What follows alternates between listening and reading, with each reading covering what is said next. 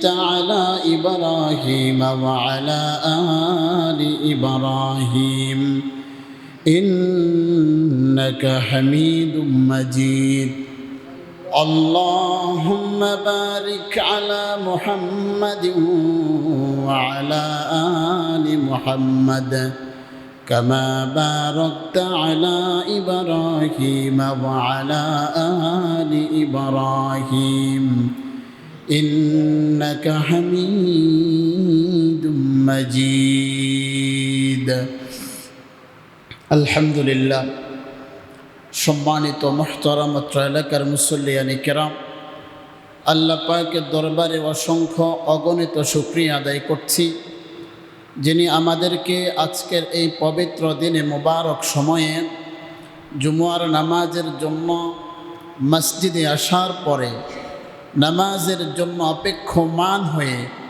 দিনই দু চারটা কথা বলা এবং শোনার তৌফিক দিয়েছেন। সেজন্য রব্বে কারীমের দরবারে জবান খুলে প্রাণ খুলে হৃদয়ের সমস্ত ভালোবাসা উজাড় করে দিয়ে তারই শেখানো সেই কালিমাত শুকর উচ্চারণ করি আলহামদুলিল্লাহ। সম্মানিত হাজিরিন, আমি আজকে আপনাদের সামনে যেই সূরাটা তেলাওয়াত করেছি, এই সূরাটির নাম হলো সূরাতুন নাসর, ঠিক না? এই সূরার নাম সূরা নাসর। আল্লাহর পক্ষ থেকে সাহায্য আসা,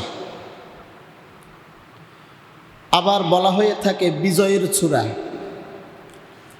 আবার এই সূরার আরেকটা নাম আছে যে এই সূরাটা হলো ওফাতের সূরা, কারণ রাসূলুল্লাহ সাল্লাল্লাহু আলাইহি ওয়াসাল্লামের উপর এই সূরা নাজিল হওয়ার পরে নবীজি সাল্লাল্লাহু আলাইহি ওয়াসাল্লাম বুঝতে পেরেছেন উনি আর বেশি দিন দুনিয়ার জমিনে টিকবেন না, থাকবেন না।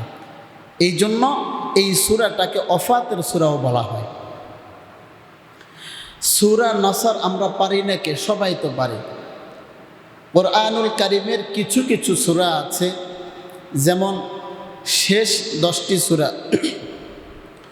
সূরা ফিল থেকে নিয়ে নাস পর্যন্ত, এই সূরাগুলো আমরা অনেক সময় বক্তব্য গিয়েও আমাদের পড়তে হয় নাই, বরং অনিচ্ছাকৃতভাবে এই সূরাগুলো আমাদের আয়ত্তে চলে আসছে। কথা বলেন ঠিক কিনা? ঠিক না? অটোমেটিক আমরা এই সূরাগুলো পারি, মুখস্থ পারি। তার মধ্যে একটা সূরা হলো সূরাতুন নাসর। এই সূরার মধ্যে আল্লাহ সুবহানাহু ওয়া তাআলা কি বলেছেন? প্রথম আয়াতের মধ্যে বলেন, ইযা জাআ নাসরুল্লাহি ওয়াল ফাত, আল্লাহ পাকের সাহায্য যখন আসবে, বিজয় অতি নিকটে, বিজয় অতি নিকটে। রাসূলুল্লাহ সাল্লাল্লাহু আলাইহি ওয়াসাল্লামের উপর এই সূরাটা নাজিল হয়েছে। অনেকেই বলেছেন নবীজি সাল্লাল্লাহু আলাইহি ওয়াসাল্লাম যখন মদিনায় ছিলেন তখন এই সূরা নাজিল হয়।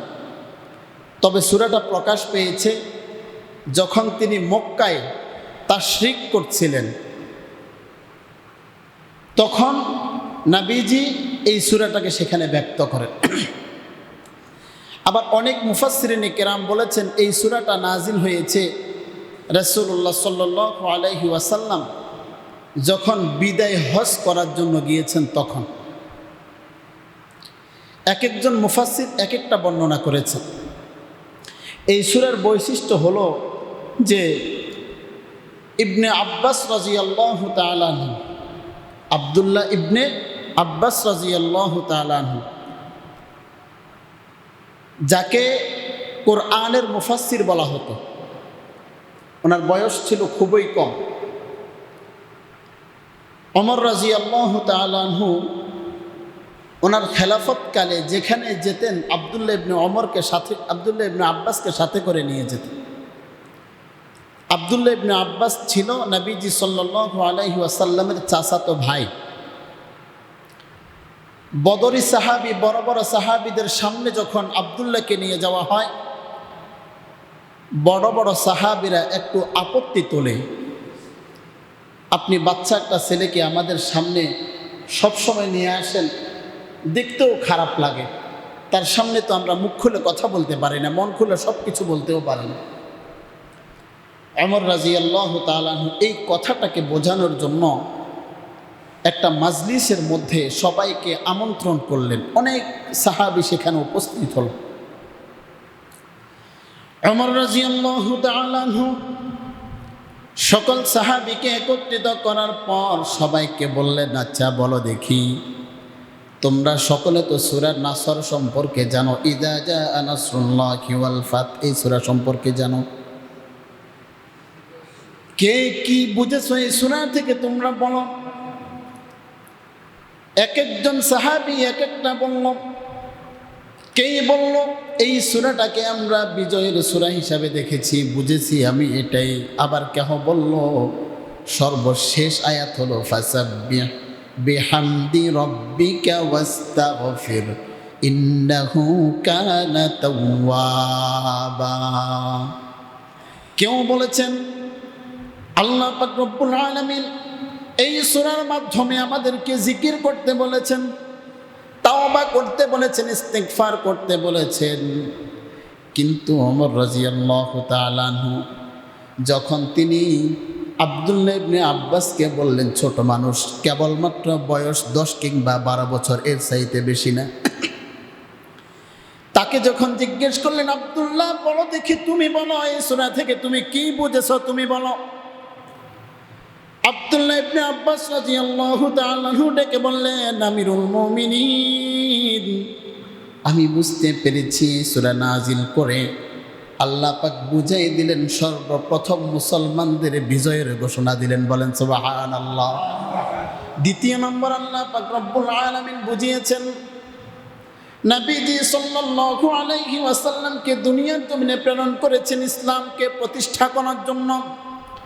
যেহেতু ইসলামের বিজয় হয়েছে, নবীজি আর দুনিয়ার জমিনে বেশি দিন থাকবেন না, অতি সত্বর তিনি দুনিয়া থেকে বিদায় নিয়ে চলে যাবেন। সর্বশেষ কথা হলো, মানুষের যখন মৃত্যুর সময় ঘনিয়ে আসে, ওই সময় বেশি বেশি আল্লাহ পাক তাওবা ইস্তেগফার করতে বলেছেন। বলেন সুবহানাল্লাহ। ওমর বললেন, এটাই সঠিক, এটাই বাস্তবতা, আমি এটাই বুঝেছি। কেন? ইযা জাআ নাসরুল্লাহি ওয়াল ফাত। এক একজন সাহাবী তো এক একটা বললেন। এবং এই সূরাটাকে অনেকে বলেছেন কোরআনুল কারীমের 1/4। সূরা ইখলাস হলো কোরআনুল কারীমের 1/3 অংশ। 3 বার যদি কেউ সূরা ইখলাস তেলাওয়াত করে 1 খতম কোরআন শরীফের সওয়াব পাওয়া যায়। সূরা ইখলাস যদি কেউ 4 বার তেলাওয়াত করে 1 খতম কোরআন শরীফের সওয়াব পাওয়া যায়। সুবহানাল্লাহ বলবেন না? বিজয় এসে গেছে। এই সূরার কোরআনুল কারীমের সর্বশেষ সূরা, যদিও সিরিয়াল অনুযায়ী এই সূরাটা 110তম। কোরআন শরীফের সূরা কয়টা? 114টা না? সিরিয়াল অনুযায়ী 110তম। তবে সর্বপ্রথম যেই সূরাটা পরিপূর্ণ নাজিল হয়েছে সেটা হলো সূরা ফাতিহা। গত সপ্তাহের আগের সপ্তাহে আমরা শুনেছি। আর সর্বশেষ যেই সূরাটা একসাথে পরিপূর্ণ নাজিল হয়েছে সেটা হলো সূরা নাসর, সূরা ইযা জাআ। আল্লাহ পাক কি বলেন এই সূরার মধ্যে? ইযা জাআ নাসরুল্লাহি ওয়াল ফাত। রাসূলকে বলেন, যখন বিজয় আসবে, আল্লাহর পক্ষ থেকে যখন নসরত আসবে, সাহায্য আসবে, বিজয় সুনিশ্চিত। নবীজিকে বলেছেন, আরাআইতান নাস ইয়াদখুলুনা ফি দীনিল্লাহি আফওয়াজা। আল্লাহ পাক বলেন, তখন আপনি দেখবেন, মানুষকে দেখতে থাকবেন, তারা দলে দলে ইসলামের মধ্যে প্রবেশ করছে। বলেন সুবহানাল্লাহ। ফাসাব্বিহ বিহামদি রাব্বিকা ওয়াস্তাগফির। তখন আপনি আল্লাহর উপর বেশি বেশি ইস্তেগফার করেন, তাসবিহাত আদায় করেন। ইন্নাহু কানা তাওয়াবা। নিশ্চয় আপনি তাওবাকারীদের অন্তর্ভুক্ত হয়ে যাবেন। আসেন, এই সূরার মর্মার্থ বুঝতে হলে আমাদেরকে আরেকটা জায়গায় যেতে হবে।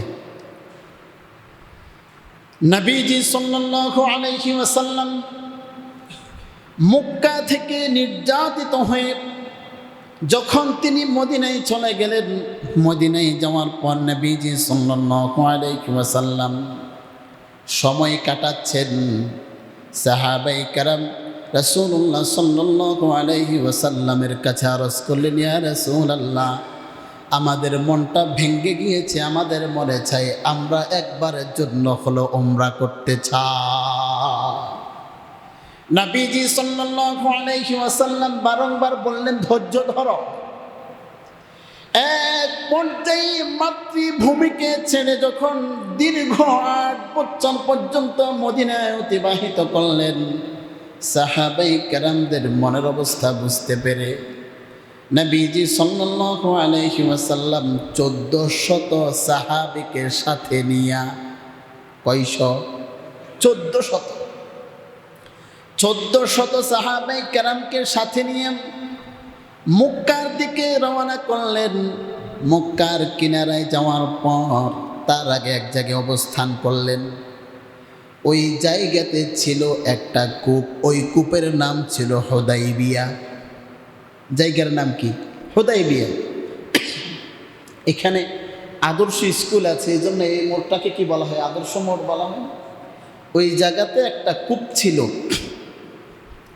এই যে বদরে সাহাবী, বদর যুদ্ধ হয়েছে, বদর কেন বলা হয়? সেখানে একটা কূপ আছে, ওই কূপটার নাম হলো বদর, অন্ধকূপ। বদির, বদির মানে কি? অন্ধ না? সেখান থেকে বদর আসছে। মানে এই কূপটা, যে কূপের মধ্যে পানি নেয়, বালু দিয়ে ভরে গিয়েছে, এটাকে বলা হয় অন্ধকূপ।